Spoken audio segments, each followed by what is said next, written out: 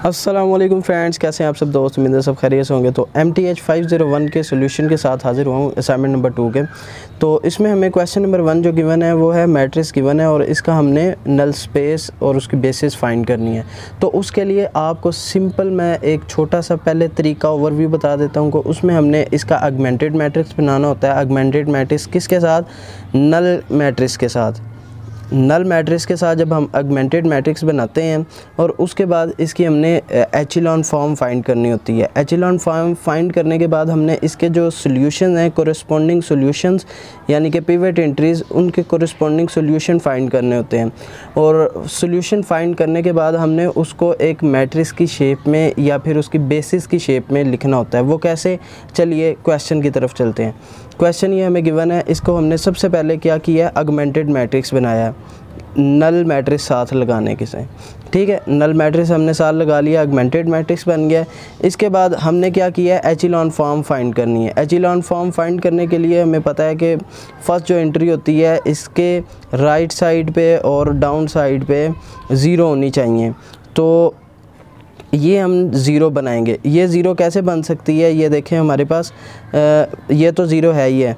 अब इसको ज़ीरो बनाना है। इसको ज़ीरो बनाने के लिए अगर हम रो 1 को 4 से मल्टीप्लाई कर दें और इससे हम माइनस कर दें तो हमारे पास ये ज़ीरो हो जाएगी। तो हमने ऐसे ही किया, 4 रो 1 यानी कि 4 से मल्टीप्लाई किया रो 1 को और फिर इसको माइनस कर दिया R3 से, तो ये हमारे पास ज़ीरो होगी। और इसके कोरिस्पोंडिंग सारी जो एंट्रीज़ हैं वो चेंज हो गई हैं, 2 0 0 1 व 0।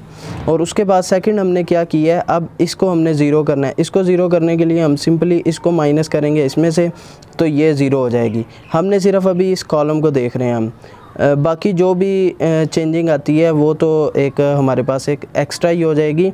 लेकिन अभी हम फ़िलहाल क्या कर रहे हैं, इसको इस लाइन को पूरे को ज़ीरो कर रहे हैं। तो इसको हम रो 1 को रो 1 और रो 4 को हम जब माइनस करेंगे, रो 1 माइनस रो 4, तो हमारे पास जो आंसर आएगा ये ज़ीरो हो जाएगी, ये ज़ीरो हो जाएगी, ये -1 आ जाएगा। उसके बाद ये हमारे पास क्या आएगी, ये पॉजिटिव हो जाएगी, ये ज़ीरो हो जाएगी, ये तो ज़ीरो है ही है। इसके बाद हम नेक्स्ट को करेंगे कि 2 रो 1, ये आगे मैंने किए हुए हैं स्टेप्स। चलिए स्टेप्स को ही देख लें आप।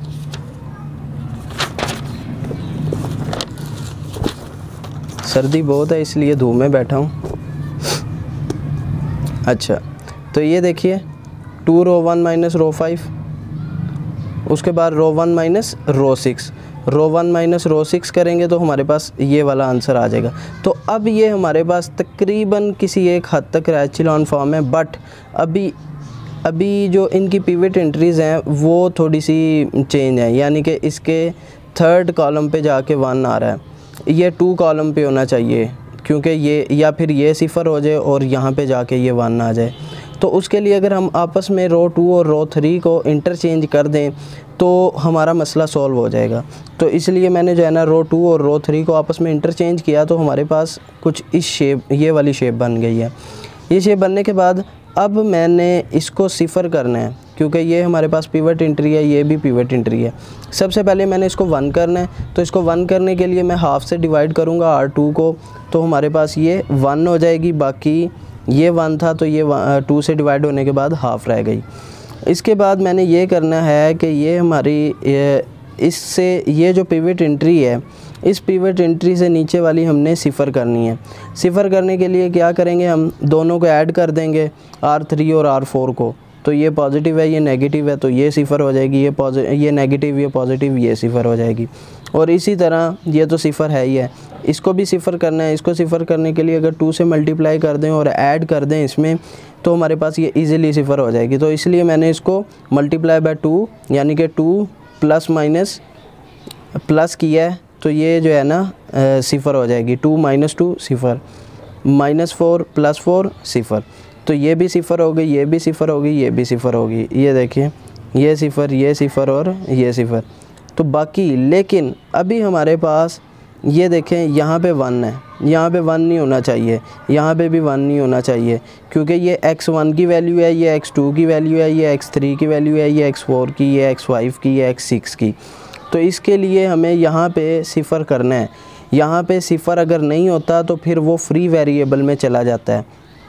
तो सिफर करने के लिए अगर हम इन दोनों रोज़ को आपस में ऐड कर लें तो ऐड करने के बाद हमारे पास आंसर क्या आएगा, माइनस करेंगे हम, क्योंकि माइनस करेंगे तो ये हमारे पास माइनस होगी। ये देखिए R1 माइनस R2 किया हमने, तो हमारे पास आंसर जो है वो इसका ये आ गया 1/2। ठीक है, तो 1/2 आने के बाद ये हमारे पास सिफर रिमेनिंग रहा, बाकी कोई चेंज नहीं आया।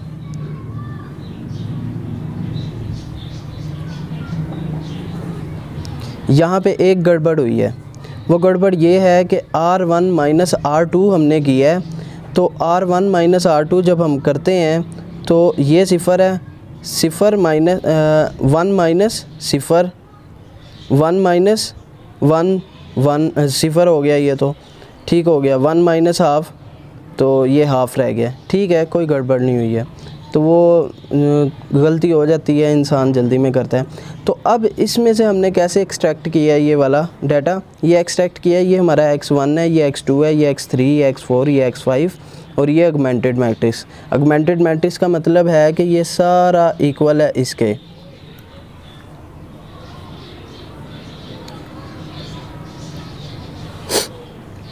तो अब देखें x1 plus 0x2 plus 0x3 plus 0x4 plus half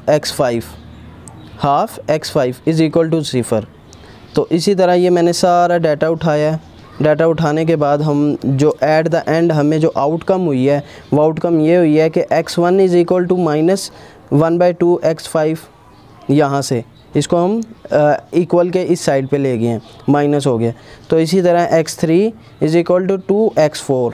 अगर यहाँ से हम देखें तो ये हमारे पास होगा x4 is equal to x4, x5 is equal to x5 और x6 is equal to x6। जब सिफर होता है तो इसका मतलब ये होता है, इट मीन दैट के इक्वल के उस साइड में हमारे पास 2 बार x4 और x5 आ रहा है, 2 बार x4 और x5 आ रहा है। ये देखें, ये x5 और ये x4, ये x4 और ये x5 2 बार आ रहा है। इट मीन दैट कि ये दोनों फ्री वेरिएबल हैं, यानी कि इनकी कोई भी वैल्यू अगर हम चेंज करें, इनकी कोई एक वैल्यू नहीं होगी। x1 की वैल्यू चेंज होगी तो इनकी भी वैल्यू पे इफ़ेक्ट पड़ेगा, या इनकी वैल्यू की चेंज होने की वजह से x1 और x2 की वैल्यू भी चेंज होंगी। ये जो है ये बेसिकली फ्री वेरिएबल हैं, x4 and x5 are free variable. तो अब ना हमने इसको जो है ना इस शेप में लिख लिया है कि x is equal to x1 x2 x3 x4 x5। ठीक है, ये इज़ इक्वल है किसके, हाफ माइनस हाफ 2x4, उसके बाद x4 x5, जैसा कि मैंने आपको बताया था x4 और x5। ठीक है, अगर हम यहाँ से इसको एक्सट्रैक्ट इस तरह से करें, इस वाली वैल्यू को 2 हिस्सों में अगर हम ले जाएं, कौन कौन से 2 हिस्सों में, x4 और x5 वाले में, तो ये कुछ इस तरह से बनेगा कि ये x5 की जगह पे हम यहाँ पे सिफर कर दें, यहाँ पे सिफर कर दें 2x4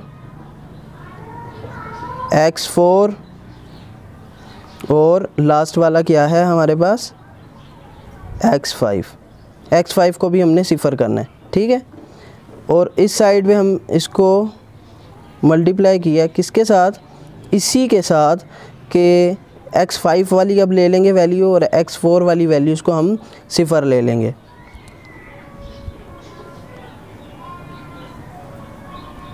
तो ये हमारे पास आएगा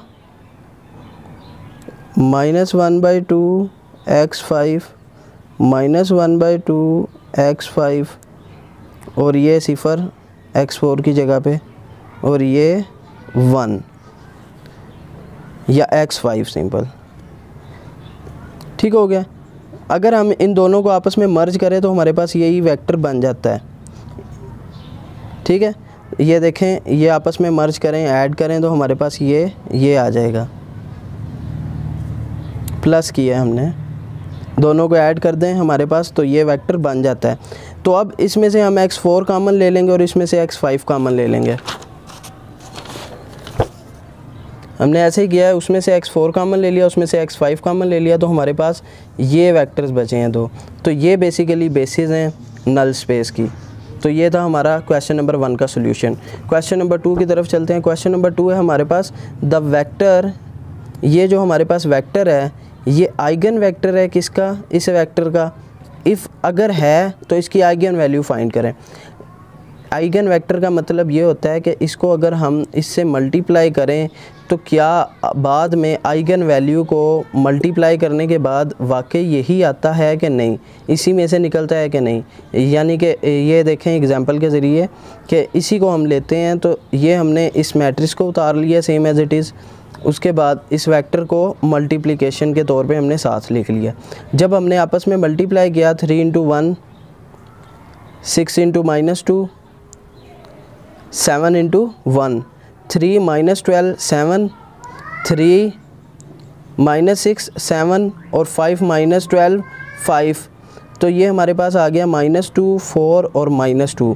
इसमें से हम 2 कॉमन ले लें तो हमारे पास सेम एज़ इट इज़ यही वेक्टर बच जाएगा। 2 अगर -2 अगर हमने कॉमन लिया है तो कॉमन लेने के बाद 1 -2 और 1 हमारे पास बचा है।